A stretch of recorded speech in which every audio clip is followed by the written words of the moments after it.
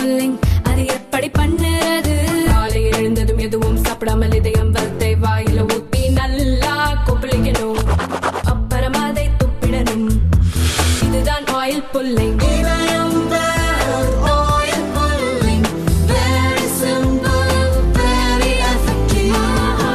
தினமல நேயர்களுக்கு அன்பான வணக்கங்கள். நம்மோடு பாரதிய ஜனதா கட்சியினுடைய மாநில செயலாளர் திரு அஸ்வத்தாமன் அல்லிமுத்து இணைந்திருக்காங்க. தமிழ்நாட்டிலிருந்து இந்திய அளவில் நடக்கக்கூடிய பல்வேறு பிரச்சனைகள் குறித்து இன்று நம்மோடு பகிர்ந்து கொள்ள இருக்கிறாங்க. வணக்கம் சார். வணக்கம் சார். முதல்ல வட தமிழகத்தில் இருவேல் பட்டு அந்த பகுதியில் என்ன பிரச்சனை போயிட்டுருக்கு? உங்களுக்கு தெரியும், நம்ம ஏற்கனவே பேசியிருக்கோம். சாத்தனூர் அணையை அறிவிப்பில்லாமல் திறந்து விடுறாங்க. திமுகவில் திறந்து விட்டதுனால திருவண்ணாமலை, கள்ளக்குறிச்சி, விழுப்புரம், கடலூர் 4 மாவட்டங்கள் கடுமையாக பாதிக்கப்படுகிறது. திறந்து விட்டது ஒரு தப்பு. அணையை திறந்து விட்டதை பற்றி தகவல் எதுவுமே சொல்லப்படலை. இந்த இருவேல்பட்டு கிராமத்தை பொறுத்த வரைக்கும் 4:30 மணிக்கு கடலூர் கலெக்டர் ஆஃபீஸ் விடிய காலில் மூழ்குது.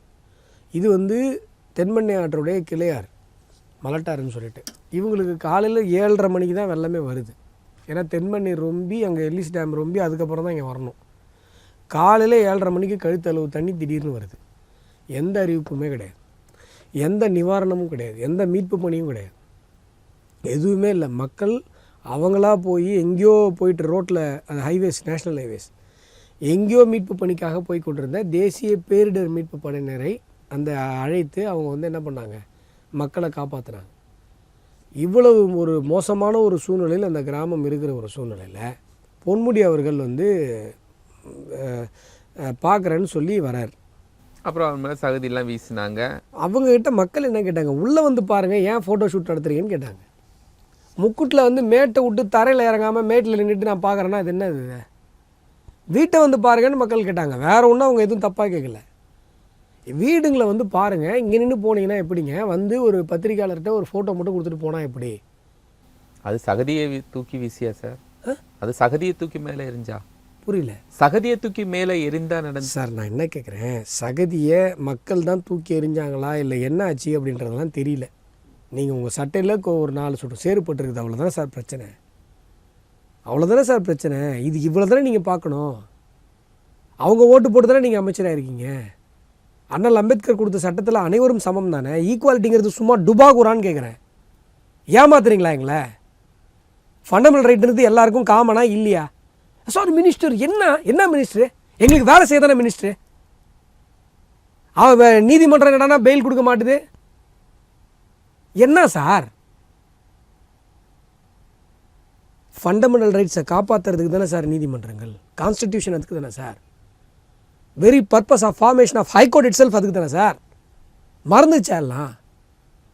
எப்படி இப்படி ஃபேக்சுவலாக இப்படி ஓவர் ரியாக்ட் பண்ணுறீங்க? கேஸ் என்ன?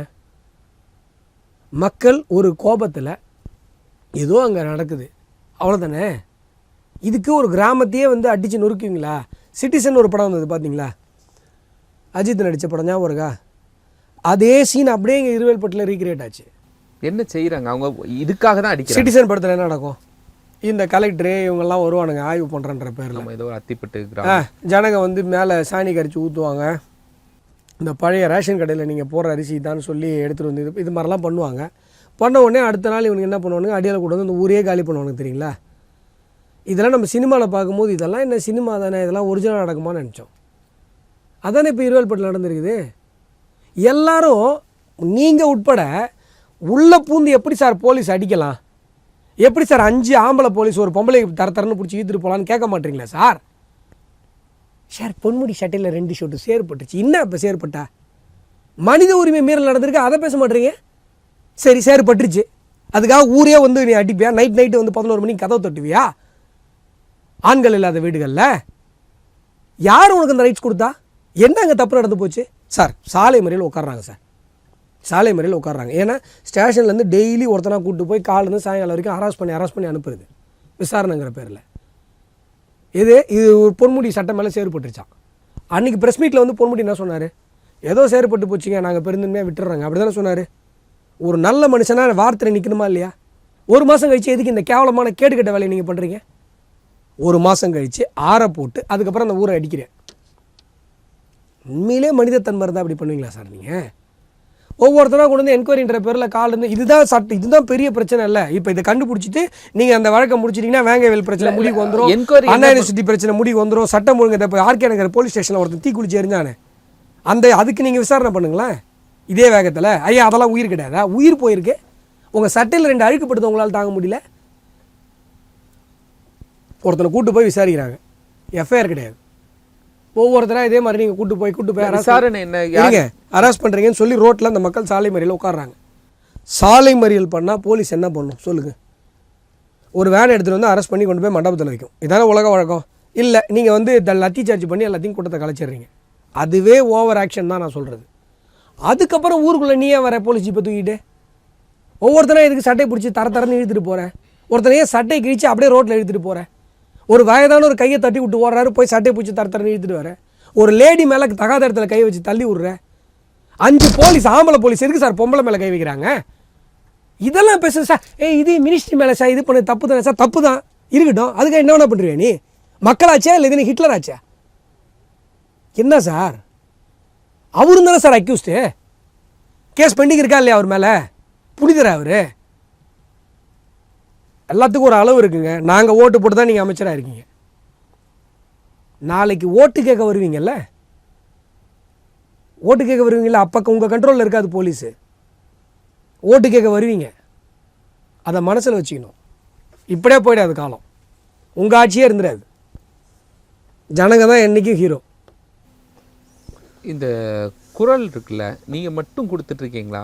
அரசு தரப்புல இருந்தோ முதல்வர் தரப்புல இருந்தோ ஏன் அப்படின்லாம் யாரும் இதை தாண்டி யாருமே அங்கே பேசலையா? மற்ற கட்சிகள்லாம் ஒன்றும் கேட்கலையா? இல்லை, இந்த விஷயத்தை பொறுத்த வரைக்கும் டிடிவி அவர்கள் அறிக்கை கொடுத்தாரு, சீமான் அவர்கள் அறிக்கை கொடுத்தார், அன்புமணி அவர்கள் கூட கொடுத்தாருன்னு நினைக்கிறேன். நாங்கள் பேசியிருக்கோம், எங்கள் மாநில தலைவர் பேசியிருக்காரு. பட் இருந்தாலுமே இந்த பிரச்சனை உலகளாவிய ஒரு மனித உரிமை பிரச்சனை, சாதாரணமான விஷயம் கிடையாது. நீங்கள் அந்த வீடியோ பார்த்துருப்பீங்க. இது வந்து ஒரு மிகப்பெரிய மனித உரிமை மீறல். நான் மணிப்பூரில் ஒரு வீடியோ பார்த்துட்டு கதறினேன். நீ மணிப்பூரில் வீடியோ பார்த்ததெல்லாம் ரெண்டும் ஊரில் நடக்குது இந்த விஷயம். உங்கள் சொந்தக்கார உங்கள் வீட்டில் இருக்கிற உங்கள் உறவினர் பெண்ணுக்கு இப்படி நடந்தால் அமைதியாக இருப்பீங்களா? நான் கேட்குறேன், குறைந்தபட்சம் ஒரு தமிழ் பேசுகிற சகோதரிக்கு நடந்திருக்குல்ல, அந்த உணர்வு கூட இல்லையா உங்களுக்கு? இதே இது வந்து வேறு ஏதாவது ஒரு ஸ்டேட்டில் நடந்ததாக வந்திருக்கட்டும், நீங்கள் என்ன கற்றுக்கத்திருப்பீங்க? அப்போ என்ன இந்திக்காரங்க மேலே தான் உங்களுக்கு பாசமா? தமிழ் பேசுகிறவங்க மேலாம் பாசம் கிடையாதா? என்ன சார் லாஜிக் இது? இப்போது எங்களுக்கு நீங்கள்லாம் பேசுகிற பேச்சே எனக்கு விசித்திரமாக இருக்குது. ஒரு காவல்துறை சாதாரண விளிம்பு நிலையில் இருக்கிற, அதுவும் மழை வெள்ளத்தால் பாதிக்கப்பட்டிருக்கிற, தன்னுடைய உடைமைகளை இழந்திருக்கிற, தன்னுடைய வாழ்நாள் சேமிப்பை இழந்திருக்கிற, வீடு மூசாக போயிடுச்சு. இப்போ 2 பேருக்கு நான் வீடு கட்டி கொடுத்துருக்கேன், என்னுடைய அவுட் ஆஃப் மை ஓன் மணியில் என்னுடைய ட்ரஸ்ட்டில் பண்ணி கொடுத்துருக்கேன். இப்படி அவங்க வந்து ஒரு விளிம்பு நிலையில் இருக்கிற ஒரு மக்கள் சார். அவங்க வந்து அவங்க மேலே நீங்கள் வந்து காட்டு மிராண்டித்தனத்தை ஏவி விட்டு, சர்வாதிகாரத்தை ஏவி விட்டு, காவல்துறையில் ஒரு மிகப்பெரிய தாக்குதலை நடத்துகிறீங்க. மதியம் அந்த பெண்மணி கைது செய்யப்படுறாங்க, நைட்டு 11:30 மணிக்கு மேஜிஸ்ட்ரேட்டை ப்ரொடியூஸ் பண்ணுறாங்க. நடுவில் எங்கே இருந்தாங்கன்ற தகவல் யாருக்குமே இல்லை. இவ்வளவு ஹராஸ்மெண்ட் நீங்கள் பண்ணுறீங்க, ஒரு பெண் போலீஸ் கூட இல்லை. இவ்வளவு ஹராஸ்மெண்ட் நீங்கள் பண்ணுறீங்க, இதை கேட்கணுமா இல்லையா? இப்போ வரைக்கும் அந்த கிராம மக்கள் மிரட்டப்பட்டு கொண்டே இருக்கிறாங்க. நான் ஆளுநரை போய் பார்த்ததுக்கப்புறம் தான் அந்த மிரட்டல் கொஞ்சம் நிறுத்தப்பட்டது. தப்பாக தெரியலையா உங்களுக்கு? இதை விட்டுட்டீங்க. 1 மாதத்துக்கு முன்னாடி பொன்முடி சாட்டையில் சேறுபட்டுச்சா சார்? சேறுபட்டு, ஆமாம் சார் சேறுபட்டுச்சு. என்ன சார் பண்ணலாம்? இப்போ என்ன அந்த கிராமத்தையே அழிச்சிடலாமா? சொல்லுங்கள் சார். உன் சட்டையில் 2 சேறுபட்டுருச்சு, என்ன எங்கள் கிராமமே இருக்கக்கூடாதா? எல்லாம் செத்துடணுமா? நீங்கள் சொல்லுங்கள். எனக்கு புரியல இது எப்படி இப்படி இந்த தமிழ் சமூகம் அறிவுகட்டத்தனமாக யோசிக்குதுன்னு எனக்கு புரியல. எல்லாரும் நீங்கள் மட்டும் இல்லை, நிறைய பேர் இந்த கேள்வி கேட்குறாங்க. சார் என்ன சார், எது சார் ஃபண்டமெண்டல் ரைட்டு, எதுக்கு சார் கான்ஸ்டியூஷன், எதுக்கு சார் கோர்ட்டு? நான் ஏற்கனவே சொல்லியிருக்கல, இந்திய அரசியலமைப்பு சட்டத்துடைய அடிப்படை என்ன சார்? மனிதனுடைய அடிப்படை உரிமையிலிருந்து ஆரம்பிக்குது. காவல்துறை என்ன வேணால் பண்ணிடலாமா? இப்போ இந்த ஆர்கே நகர் பிரச்சனை கவனிச்சிங்களா? ஆர்கே நகரில் எனக்கு வந்த செய்தி, அவர் தீக்குளித்து எறிந்தது காவல்துறையினரை கண்டித்து. நீங்கள் அவர் யாரோ ஒரு கம்ப்ளைண்ட் யார் மேலே பண்ணாருன்னு அவரை மட்டும் நீங்கள் இப்போ விக்டிம் ஆகுறீங்க. விக்டிமாக அந்த போலீஸ் ஸ்டேஷனில் இருக்கிற ஒவ்வொரு ஆஃபீஸர்ஸும் விக்டிம். சார் ஒருத்தர் உங்கள் தற்கொலைக்கு தூண்டுதலாக இருக்கார். அந்த சோகால்டு அந்த தீக்குளிச்சு ஆர்கே நகரில் தீக்குளிச்சா இருந்தார்ல, தற்கொலைக்கு தூண்டுதல்னா அவர் எங்கேயாவது போய் எரிஞ்சிருக்கணும். ஸ்டேஷன் வாசல் எறிகிறாருன்னா ஸ்டேஷனில் நீங்கள் என் மீது நடவடிக்கை எடுக்கல, இல்லை ஸ்டேஷன் என்னை லஞ்சம் கேட்டு தொந்தரவு பண்ணியிருக்குது, ஸ்டேஷன் என்ன அவமானமாக பேசியிருக்குது, அப்படி தானே சார் அர்த்தம்? அப்படி தானே அர்த்தம்? காவல்துறையில் அந்த கன்சர்ன் ஆர்கே நகர் போலீஸ் ஸ்டேஷனில் ஒரு இன்ஸ்பெக்டர் மேலேயோ இல்லை எஸ்ஐ மேலேயோ இல்லை ஏட்டு மேலேயோ எவன் மேலேயாவது எஃப்ஐஆர் போடப்பட்டுச்சா? இதை விட வேறு என்ன நடந்தால் நீங்களாம் குரல் கொடுப்பீங்க? அப்போ காவல்துறையில் அவர் அவமானப்படுத்தப்பட்டிருக்கிறாருல்ல, லஞ்சம் கேட்டு துன்புறுத்தப்பட்டிருக்கிறாருல்ல, அவருக்கு ஏதோ ஒரு பிரச்சனை நடந்திருக்குல்ல, அந்த எரிந்து போனவருடைய எரிந்து இன்றைக்கு உயிரை மாய்த்திருக்கிற அவருடைய அக்கா வந்து சொல்கிறாங்கல்ல, 3000 ரூபா லஞ்சம் கேட்டாங்க சார், டார்ச்சர் பண்ணாங்க சார்னு. அதற்கு நீங்கள் குறைந்தபட்சம் என்ன நடவடிக்கை எடுத்தீங்க? காவல்துறை என்ன வேணா பண்ணுறீங்களா? சபாநாயகர் அப்பாவோ ஏதோ ஒன்று அந்த கூட்டத்தில் அந்த நிகழ்ச்சியில் வேற ஒருத்தரை சொல்கிறாரு, அதை தம்பி ஞானசேகரன் அப்படின்னு அந்த குற்றவாளியை தான் சொன்னார் அப்படின்ட்டு எல்லாரும் அந்த கூட்டத்தில் இருக்காருல்ல யாரோ ஒரு ஞானசேகரன், அவர் மேலே எஃப்ஐஆர் இருந்து அவர் கேஸை விசாரிக்கிறதுக்கு உயர்நீதிமன்றம் ஆணையிட்டு 3 பெண் ஐபிஎஸ் அதிகாரிகள் வந்தாங்களா? அவர் என்ன சொன்னார்? ஏன் தம்பி ஞானசேகரன் வழக்கை விசாரிக்கிறதுக்கு 3 பெண் ஐபிஎஸ் தலைமையில் இன்றைக்கு விசாரணை நடந்து கொண்டிருக்கிறது. ஆனால் தம்பி ஞானசேகரன் சொன்னது அங்கே எனக்கு வந்து ஷாலை போட்டுட்டு போன இந்த ஞானசேகரன் சார், அந்த டைலாக் என்ன சார்? அந்த டைலாக் என்ன? ஏன் தம்பி ஞானசேகர வழக்குன்றது தான் அவர் சொன்னதே. என் தம்பி ஞானசேகர வழக்கில் என்னாரு, நீங்கள் என்ன பண்ணுறீங்க? அவர் ஆரம்பிக்கும் பொழுது அவருடைய அந்த ஸ்பீச்சை ஆரம்பிக்கும் போது இங்கே ஒரு ஞானசேகரன் இருக்காருன்னு ஆரம்பிச்சதை எடுத்துகிட்டு வரீங்க. கரெக்டாக தானே எடுத்துகிட்டு வரீங்க? இப்போ வாங்க வழிக்க. அப்போ என்ன சொன்னார் தெரியுங்களா? இவர் வந்தார் என்கிட்ட, இந்த மேடையில் தான் அறிமுகமாகிறார். வணக்கம் சார், என் பேர் ஞானசேகரன் அப்படின்னு சொன்னார். நான் உடனே அதிர்ந்து போயிட்டேன். அவர் எங்கடா இங்கே வந்தார்? யார்? இந்த சோகால்டு அயோக்கிய பையர்கான குற்றவாளி நாய், அவன் வந்து எங்கே இங்கே வந்தான்னு இவர் கேட்குறாராம். அப்போ இவர் அப்போ என்ன அர்த்தம்? அவர் அங்கேருந்து இங்கே வந்தாருன்னு நான் யோசித்தேன். அப்போது உங்களுக்கு அக்கௌண்டன்சி யார்? நியூ கேரக்டர் யார்? நியூ அக்கௌண்டன்சி யார்? ஓல்டு அக்கௌண்டன்சி யார்? இவர் இப்போ தான் உங்களுக்கு அறிமுகமாக வராரு. நீங்கள் அந்த மேடைக்கு முன்னாடி உட்காந்துருந்தால விழா ஏற்பாட்டாளர் ஞானசேகரன், அவர் இப்போ தான் உங்களுக்கு அறிமுகமாக வராரு. உங்கள் வார்த்தைப்படி அவர் எப்படி என் தம்பின்னு உரிமையாக பேசுவீங்க? இன்றைக்கி தான் நானும் நீங்களும் அறிமுகமே ஆகிறோம். எடுத்தோடனே என் தம்பின்னு சொல்கிறோம் நான் உங்களை.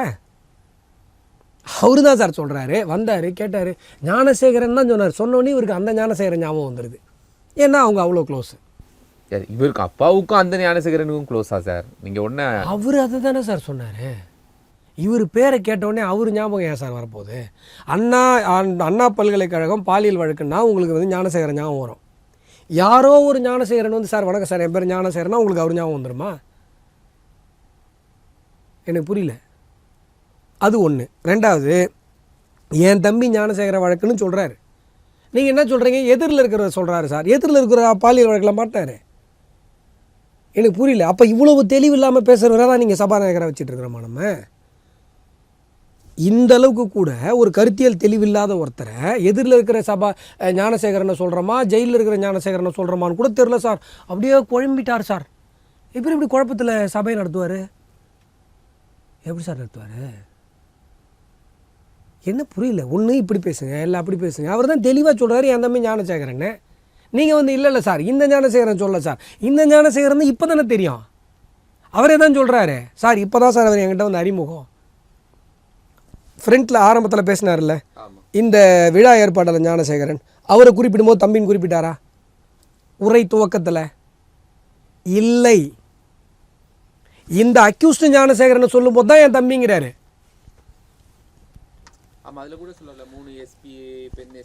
அவர் சொன்ன வெர்பாட்டம் நான் சொல்கிறேன். என் தம்பி ஞானசேகரன் வழக்கில் விசாரணைக்காக உயர்நீதிமன்றம் 3 பெண் ஐபிஎஸ் அதிகாரிகளை நியமித்திருக்கிறது. இதுதான் அவர் சொன்ன வரி. இது எப்படி நீங்கள் என்ன தான் என்ன சொல்கிறது, 200 ரூபா இல்லை 500 ரூபா இல்லை 600 ரூபா வாங்கினா கூட எப்படி சார் இதை எப்படி இன்டர்பிரிட்டேஷன் பண்ண முடியும்? அப்படின்னா கேட்குறவங்க நாங்களாம் என்ன பைத்தியக்காரன் நினச்சிட்டு இருக்கீங்களா? நீங்கள் 200 ரூபா வாங்கிட்டீங்கன்னா என்ன வேணா சொல்லுவீங்க, அதை நாங்களும் ஒத்துக்கணுமா? எனக்கு புரியல சார். அவர் ஏன் அவனை தம்பின்னு சொல்லணும்? அந்த அளவுக்கு அதை போய் அவரை கேளுங்க. ஒரு அக்யூஸ்டு ஒரு பாலியல் கொடூரத்தை பண்ண வழக்கில் ஒரு ஆளாக மாட்டிருக்கிறாரு, பின்னாடி யார் இருக்காருன்னு தெரியல. ஒரு அக்யூஸ்ட்னு சொல்லிடுறீங்க, அக்யூஸ்ட தம்பின்னு சொல்லணுங்கிற தேவை சபாநாயகருக்கு ஏன் வரப்போகுது? அவர் தானே சொல்லணும். போய் கேளுங்க, சபாநாயகர் அப்பாவை கேளுங்க. ஒரு தமிழகத்தையே இன்னும் சொல்ல போனால் இந்தியாவையே அதிரச் செய்த ஒரு பாலியல் குற்ற வழக்கில் சம்மந்தப்பட்ட ஒருத்தனை நீ என் தம்பின்னு உரிமையாக சொல்கிறீங்கன்னு சொன்னால் உங்களுக்கு அவனுக்கு என்ன சார் தொடர்புன்னு கேளுங்க. ஏன்ட்ட ஏன் கேட்குறீங்க? ஏன் சொல்லணும்? அவரு தான் அடிச்சு சொல்றாரு, அவனை சொல்லல, அந்த குற்றவாளியை சொல்லல அப்படின்னு அடிச்சு சொல்றாரு. எங்க அடிச்சு சொன்னாரு?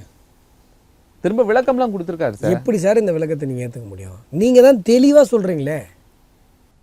நான் கேட்குறது உங்களுக்கு புரியலையா? எதிரில் இருக்கிற விழா ஏற்பாட்டாளர் ஞானசேகரன் அண்ணா யூனிவர்சிட்டி பாலியல் வழக்கில் மாட்டி அவரை விசாரிக்கிறதுக்கு 3 IPS அதிகாரி வந்திருக்காங்களா?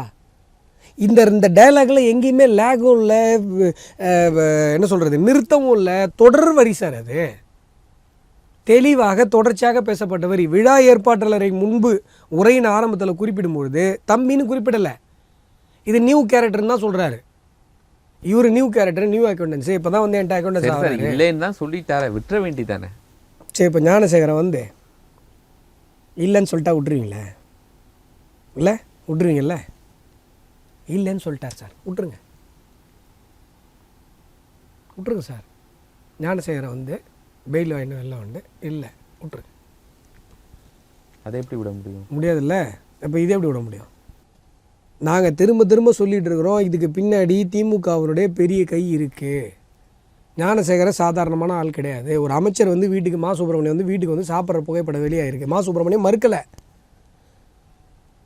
சாதாரண ஒரு வீடு, அவனுடைய வீடு. அந்த வீட்டுக்கு அமைச்சர் வராருன்னா அப்போ எவ்வளோ க்ளோஸாக இருந்திருப்பீங்க? அதை மறுக்கலை அமைச்சர் இன்னும் அந்த புகைப்படத்தை.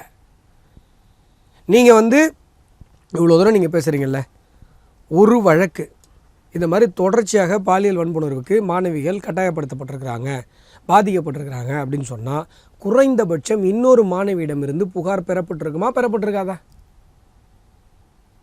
தொடர்ச்சியாக நடந்திருக்கிறது. இந்த சம்பவத்துக்கு 2 நாளைக்கு முன்னாடி இந்த பெண்ணுடைய தோழி பாதிக்கப்பட்டிருந்தாங்க.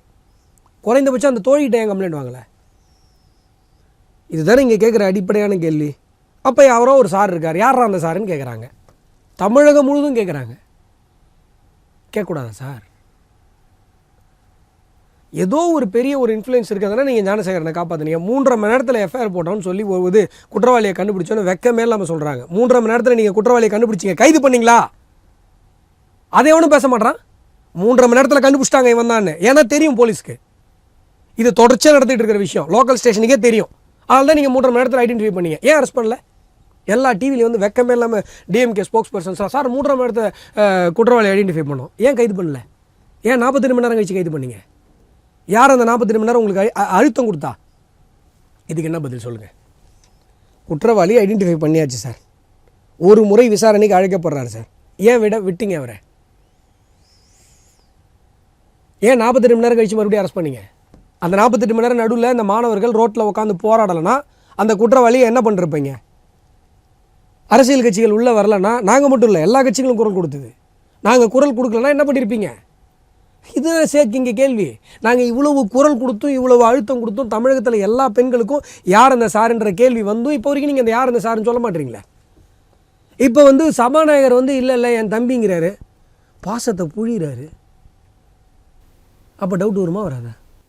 சரி, இன்னொரு சந்தேகத்தை நீங்கள் எழுப்புறீங்க தொடர்ந்து. ஜகபர் அலி அப்படிங்கிறவர் புதுக்கோட்டை பக்கத்தில் ஒரு சமூக ஆர்வலராக இருக்கார். அவர் ஒரு லாரி இடித்து மரணம் அடைகிறாரு. காவல்துறையும் அதை படுகொலை அப்படின்னு பதிவு செஞ்சு லாரி டிரைவரை எல்லாம் அரெஸ்ட் பண்ணிட்டாங்க. அதுக்கு பிறகு உங்களுக்கு அதுக்குள்ளே என்ன சந்தேகம் இருக்குது? நான் என்ன சொல்கிறேங்க, கனிம வள கொள்ளையை தொடர்ந்து எதிர்த்து போராடிய ஒருவர் லாரியில் அடிபட்டு சாவுறாருன்னா அந்த லாரி டிரைவர் மட்டும்தான் காரணம்னு சொன்னால் அப்போ உங்கள் பாஷைப்படி அது கொலை அல்ல, விபத்து.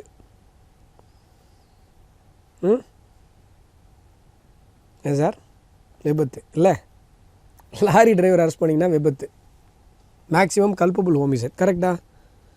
அந்த கல்குவாரி ஓனரையோ இல்லை அதுக்கு சம்மந்தப்பட்டவனையோ நீங்கள் வந்து வேறு யார் அதை சதி திட்டினாங்களோ எல்லாரையும் அரெஸ்ட் பண்ணிங்கன்னா மர்டரு. கரெக்டாக?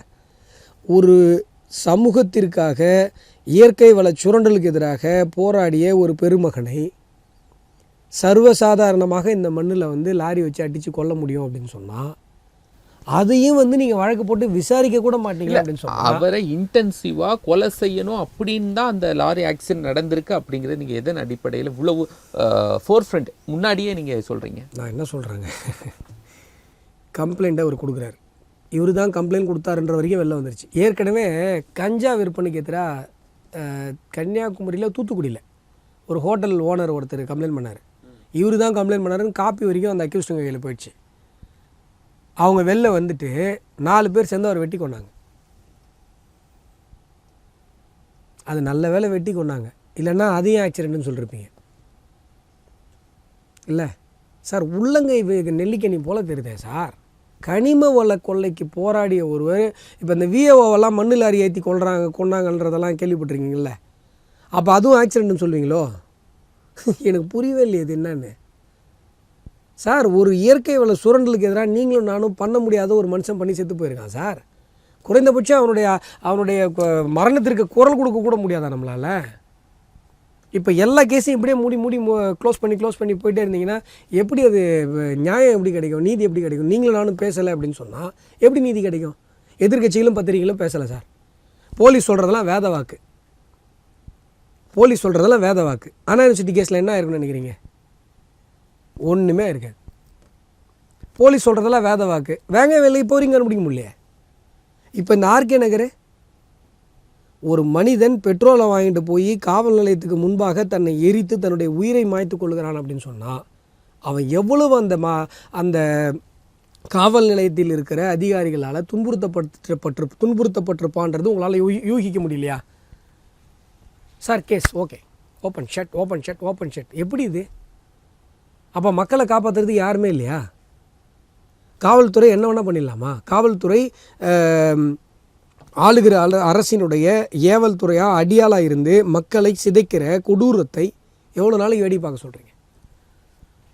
இதெல்லாம் வந்து சாதாரணமாக டீ கடையில் சாதாரணமாக அரசியல் பேசுகிறவங்களுக்கு கூட தெரியும். கனிம வள கொள்ளையில் ஒருத்தர் லாரி அடித்து சாவறாருன்னா அது என்ன விசாரிக்கும் போதே தெரிஞ்சிட போது. லாரி டிரைவரை விசாரிக்கிற காவல் ஆய்வாளர் எப்படிப்பட்டவர்ன்றது தான் இங்கே கேள்வி.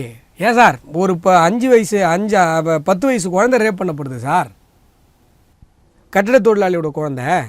அதுக்கு வந்து அந்த கட்டட தொழிலாளிகள் வந்து அந்த குழந்தையோட அப்பா அம்மா போய் போலீஸ் ஸ்டேஷனில் போய் கம்ப்ளைண்ட் பண்ணுறாங்க. கம்ப்ளைண்ட் பண்ண வந்த அப்பா அம்மாவை நிறுவனப்படுத்தி டார்ச்சர் பண்ணுறாங்க பெண் ஆய்வாளர், காவல்துறை பெண் ஆய்வாளர். உயர்நீதிமன்றத்தில் ரெக்கார்டாக இருக்கிற வழக்கு. அதுக்கப்புறம் அந்த வழக்கு சிபிஐக்கு மாற்றப்படுகிறது. சிபிஐக்கு ஸ்டே வாங்கிறதுக்கு இங்கேருந்து மாநில அரசு பல லட்சங்கள் செலவு செய்து சீனியர் கவுன்சிலை வச்சு அங்கேருந்து ஸ்டே வாங்கிட்டு வராங்க. அதனால தான் இந்த வழக்கு அவங்க சிபிஐக்கு போடாமல் ஸ்பெஷல் இன்வெஸ்டிகேஷன் டீம் போட்டாங்க. அதே பெஞ்சு இப்போ இந்த அண்ணா பல்கலை பாலியல் கொடூரத்தை வழக்கு விசாரிக்கிற அதே மேதகு நீதி அரசர்கள் தான் அந்த கேஸையும் சிபிஐக்கு கொடுத்தாங்க. நான் என்ன நினைக்கிறேன், அப்போ சிபிஐ கொடுத்தவங்க இப்போ கொடுக்கல, என்ன காரணம்? நீ கொடுத்தா போய் அங்கே போய் லட்சக்கணக்கில் செலவு பண்ணி ஸ்டே வாங்கிட்டு வந்துடுவேன். அது கூட காரணமாக இருக்கலாம்ல, யோசிச்சிருக்கலாம்ல. இப்போ வந்து அவங்களே ஸ்பெஷல் இன்வெஸ்டிகேஷன் டீம் வச்சு விசாரிக்க சொல்கிறாங்க. உங்ககிட்ட நீதி வாங்குறதுக்கு நீதிமன்றமே போராட வேண்டியிருக்கு. ஒரு அடிப்படையாக உலகத்தில் மக்களுக்கு தெரிகிற, வெளி உலகத்திற்கு தெரியப்படுத்தப்படுகிற வழக்கில் கூட குறைந்தபட்ச நீதியை கூட நீங்கள் தரமாட்டீங்க அப்படின்னு சொன்னால் ஜஸ்டிஸ் ஷுட் பி மேனிஃபெஸ்ட்லி டன். தெரியணும், நீதி தரப்படுகிறதுன்னு வெளியில் தெரியணும், நீங்கள் தரமாட்டுறீங்க. அப்போது வெளியில் தெரியாத வழக்குகளோட நிலைமை என்ன? இப்போ நான் சொன்ன சம்பவங்கள்லாம் பத்திரிகைகள் மூலமாகவோ மற்ற விஷயங்கள் மூலமாக வெளில தெரிஞ்சிச்சு. வெளியில் தெரியாத கொடூரங்களுக்கு என்ன தீர்வு? அப்போ காவல்துறை எவ்வளவு மக்களை துன்புறுத்தி கொண்டிருக்கிறது. இதற்கு முன்பாக தமிழகம் இவ்வளவு ஒரு இருண்ட சூழ்நிலையில் இல்லை. ஊடகங்கள் வெளிச்சம் போட்டு அந்த இருளை மறைத்து நீங்கள் ஒரு ட்ராமா பண்ணிட்டு காட்டிகிட்டு இருக்கிறீங்க. ஆனால் நிலைமை அது கிடையாது. நிலைமை மிக மிக மோசமாக இருந்து கொண்டிருக்கிறது. சாதாரண மக்களுக்கு பாதுகாப்பு இல்லை, குற்றவாளிகளுக்கு தான் பாதுகாப்பு தமிழகத்தில். சார், பொதுவாக இந்த கேள்வியை நான் சீமான்கிட்ட தான் கேட்கணும், இல்லைன்னா நாம் தமிழர்கிட்ட தான் கேட்கணும். உங்கள்கிட்ட கேட்குறேன்.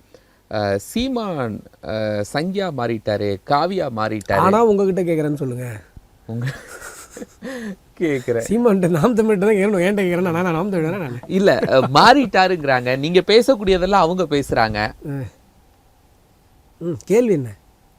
இல்லை மாறிட்டாரா, பாஜகவோடு இணைந்துட்டாரா? சார் நான் என்ன சொல்கிறேன், நீங்கள் எவ்வளோ இருட்டை வேணால் போடுங்க சார், ஒரே ஒரு தீக்குச்சி போதும், உண்மைங்கிற ஒரு ஒளி எவ்வளோ இருட்டு இருந்தாலும் மறைச்சிடும்.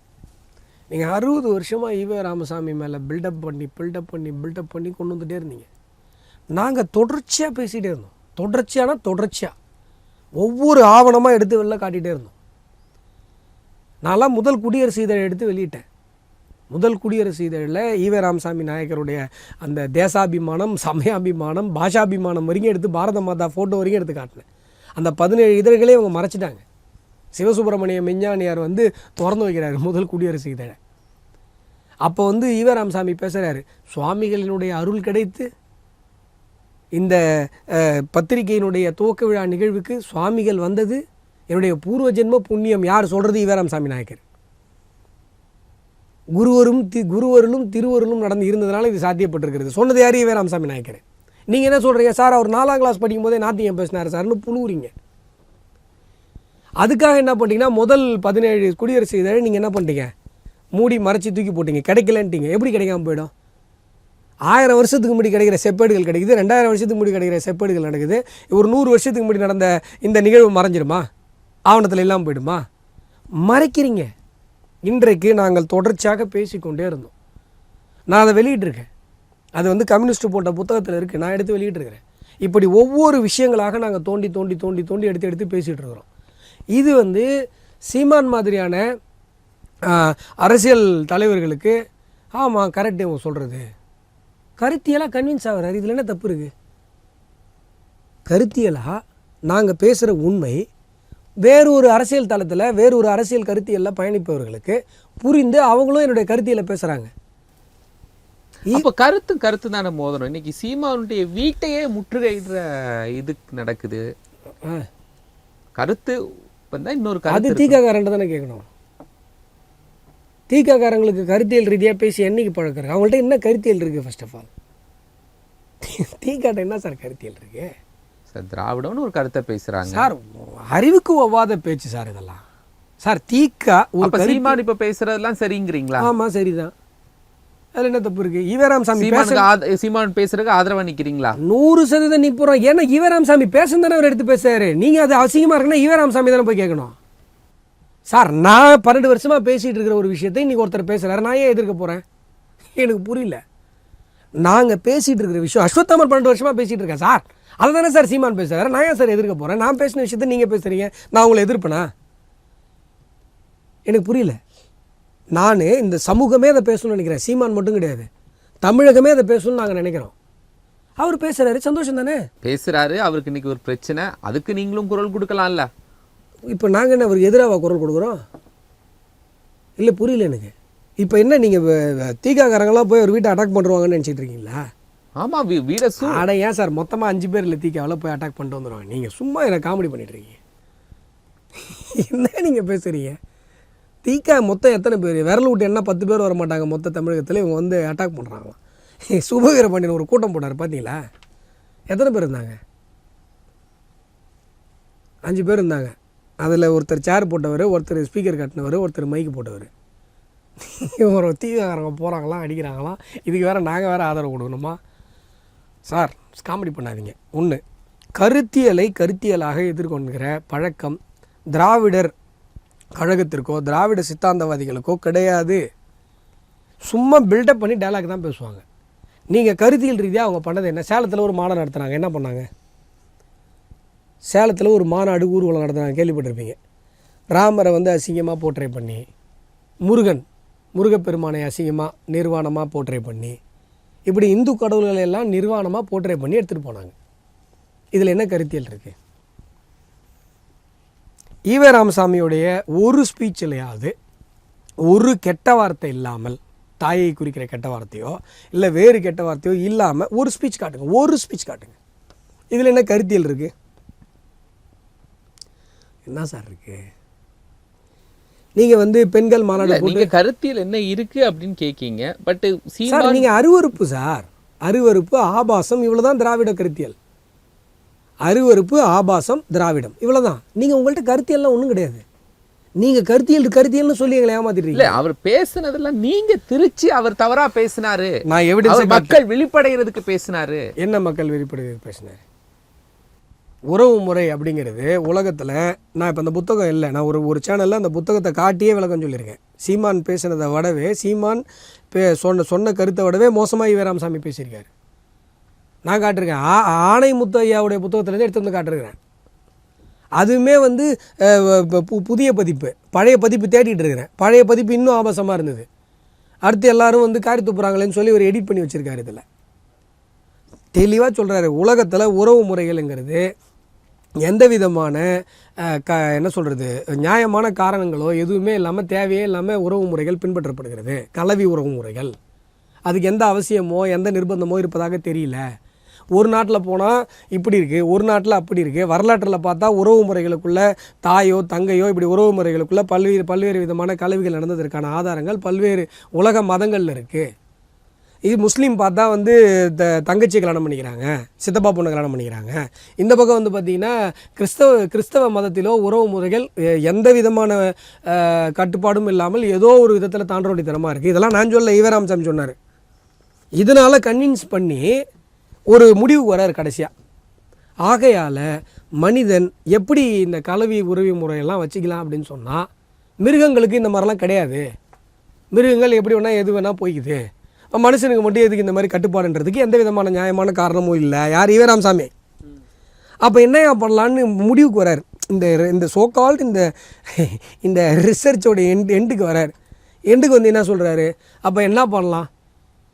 அப்போது பகுத்தறிவுள்ள ஒரு மனிதன், பகுத்தறிவுள்ள மனிதனா சிந்தித்து பார்த்தால் இதற்கெல்லாம் விடை சமயோஜிதம் என்று முடிவுக்கு வர வேண்டியிருக்கிறது. சமயத்துக்கு அந்த மாதிரி போய்கொடான்றார். இதுக்கு பேர் ஒரு கருத்தியல், இதுக்கு பேர் ஒரு தத்துவம். இது மக்களுக்கு வழிகாட்டுறதா? சார்,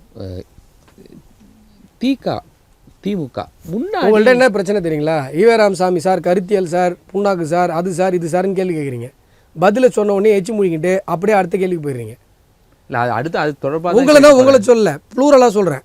நீங்கன்னா உங்களை சொல்ல, பொதுவாகவே இந்த தமிழ் சமூகத்தில் ஈவே ராமசாமி பற்றி நினைக்கிறவங்களுடைய நேச்சர் தான்.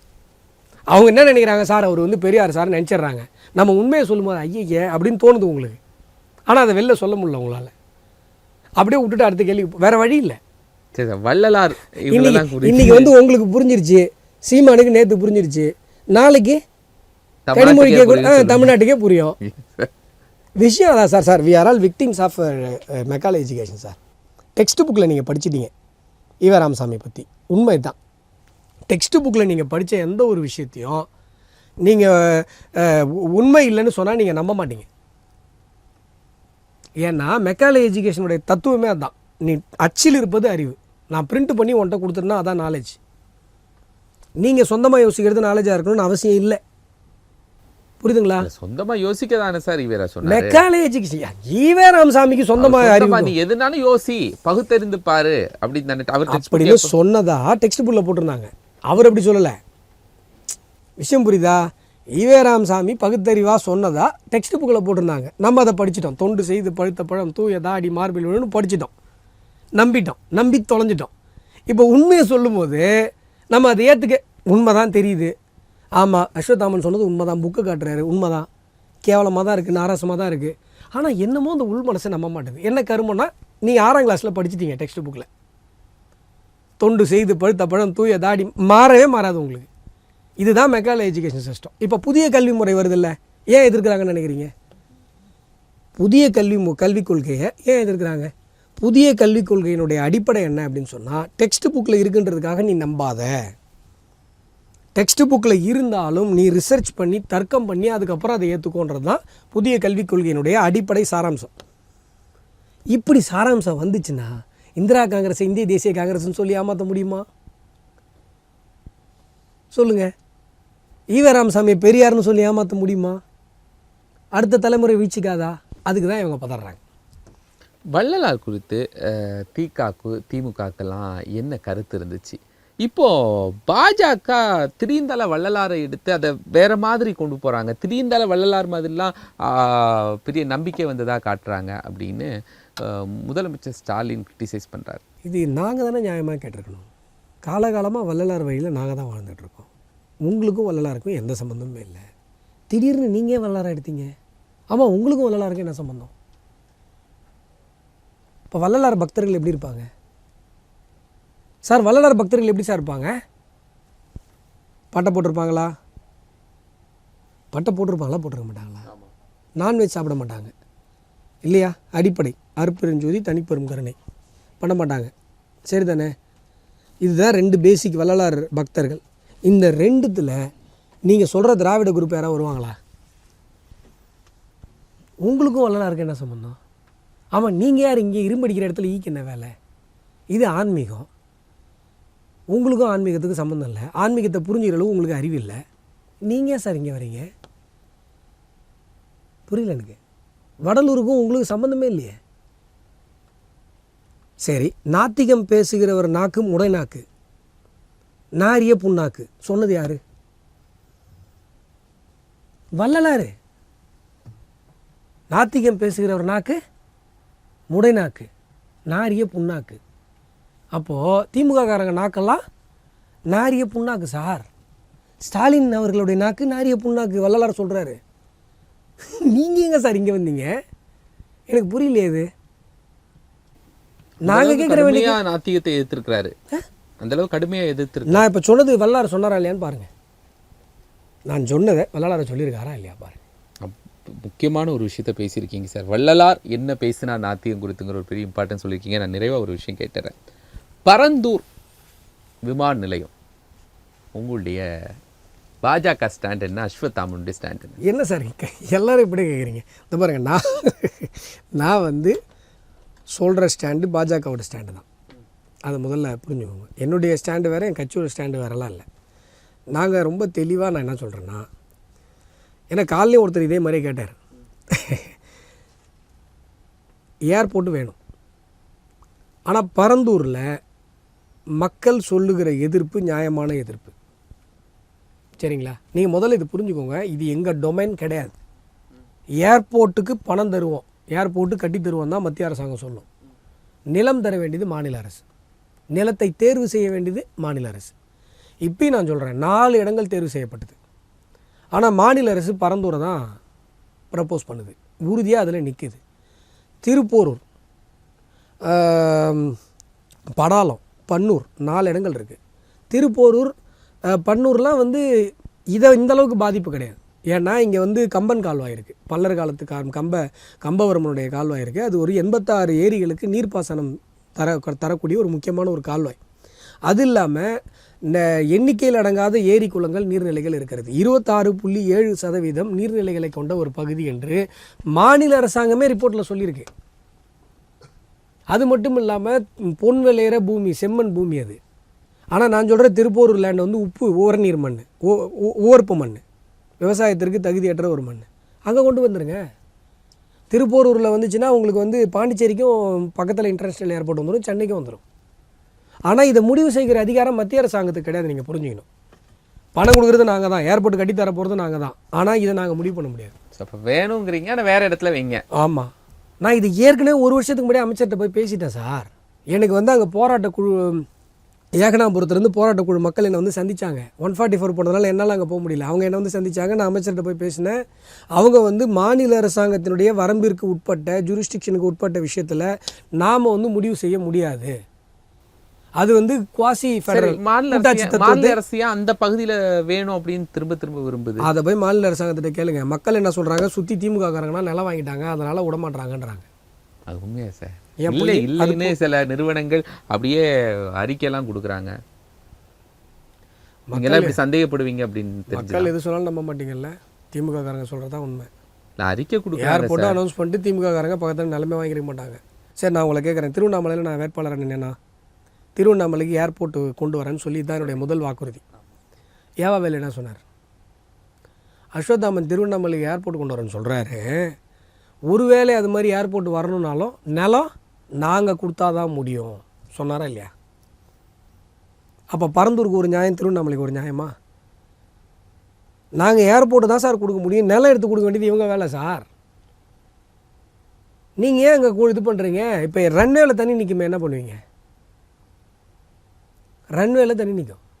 நீங்கள் கொடுக்குற ஆப்ஷன்லாம் நாங்கள் பரிசீலனை பண்ண முடியும் மத்திய அரசு. அவங்க அமைச்சர் என்ன சொல்கிறாங்கன்னா, நம்ம கூட்டாட்சி தத்துவம் பாதிக்கும், அவங்களுடைய ஜூரிஸ்டிக்ஷனில் போய் நம்ம பேச முடியாது. அவர்களுடைய ஜூரிஸ்டிக்ஷன் பார்த்திங்க. ஏன்னா எங்களுடைய பிரதமர் நரேந்திர மோடி அவர்கள் 3 முறை சிஎம்மாக இருந்து பிஎம் ஆனவர். அவருக்குன்னு ஒரு பாலிசி வச்சுருக்கார். அரசியலமைப்பு சட்டத்தில், அண்ணல் அம்பேத்கருடைய அரசியலமைப்பு சட்டத்தில் மாநில அரசிற்கென்று அதிகார வரம்பு இருக்கிற விஷயத்தில் ஒரு மத்திய அரசாக நாம் தலையிடக்கூடாது என்பது அவருடைய கொள்கை முடிவு. இது 1 வருஷத்துக்கு முன்னாடி நடந்த டிஸ்கஷன். நான் அமைச்சர்கிட்ட போய் சொல்லி அமைச்சர் வந்து இதுதான் சொன்னார். நீங்கள் சொல்கிறதெல்லாம் கரெக்டு, பட் அது அவங்களுடைய டொமைன், நம்ம என்ன பண்ண முடியும்? மாநில அரசாங்கத்திற்கு மட்டுமே வரம்பு இருக்கிற ஒரு செயல். இப்போ மத்திய அரசாங்கம் ஒரு கடிதம் அனுப்புனா கூட அதை ஏற்றுக்கணும்னு எந்த சட்ட கடப்பாடும் உங்களுக்கு கிடையாது. ஏன்னா வந்து ஸ்டேட் லிஸ்ட்டில் வர்ற மேட்ரு அது. கோர்ட்டுக்கு போனால் கூட நிற்காது. நாங்கள் ஏதோ ஒரு விஷயம் சொல்கிறோம், அதை அவங்க கேட்கல, கோர்ட்டுக்கு யாரோ போகிறாங்க, நிற்காது. ஸ்டேட் லிஸ்ட்டு முழுமையாக அவர்களுடைய அதிகார வரம்பிற்கு உட்பட்ட ஒரு விஷயம். அவங்க தான் முடிவு பண்ணணும். மாநிலத்தில் தலைவர் அண்ணாமலையே அதே ஸ்டாண்டு தான் எடுத்தார். ஏன் ஸ்டாண்டு வேறு, அவர் ஸ்டாண்டு வேறெல்லாம் கிடையாது. அவரை தான் சொன்னார். விஜய் வந்து சம்மந்தமே இல்லாமல் ஏன் மத்திய அரசாங்கத்தை பேசுகிறாரு, இது மாநில அரசு சம்மந்தப்பட்ட விஷயம். நாங்களும் சொல்கிறோம், மாநில அரசு சம்மந்தப்பட்ட விஷயம். இடம் மாற்றப்பட வேண்டும். அந்த இடம் என்பது நீர்நிலைகள், மண் வளம், இப்படி பல கூறுகளை ஆராய்ந்து பார்க்கும் பொழுது அங்கே வந்து வருவது என்பது ஏற்புடையது அல்ல. அதான் உங்களுடைய இன்றைய ஸ்டாண்டு. எக்ஸாக்ட்லி. நன்றி சார், நிறைய தகவலை பகிர்ந்து கொண்டிருக்கீங்க. மிக மகிழ்ச்சி. நேர்களை மற்றும் ஒரு நிகழ்ச்சியில் நம்ம சந்திக்கலாம். நன்றி.